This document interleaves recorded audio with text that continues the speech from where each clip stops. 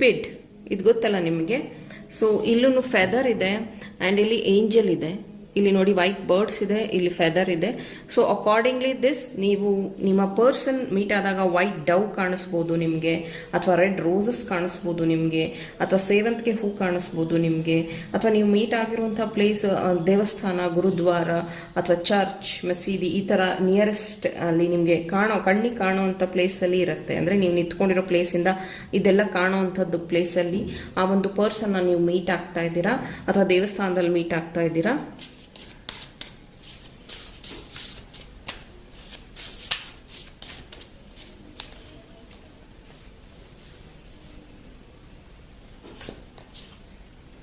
ತಪಸ್ ನಾನು ಹೇಳ್ದಂಗೆ ತುಂಬ ದಿನದಿಂದ ನೀವು ಮ್ಯಾನಿಫೆಸ್ಟ್ ಮಾಡ್ತಾ ಇದ್ದೀರಾ, ನನ್ನ ಪರ್ಸನ್ ನನಗೆ ಸಿಗಲಿ, ನನ್ನ ಲವ್ ನನಗೆ ಸಿಗಲಿ. ಕೆಲವೊಬ್ರು ಇಲ್ಲಿ ನಿಮ್ಮ ಎಕ್ಸ್ನ ಮ್ಯಾನಿಫೆಸ್ಟ್ ಮಾಡ್ತಾ ಇದ್ದೀರಾ, ಕೆಲವೊಬ್ರು ಹೊಸ ಲವ್. ಎಸ್,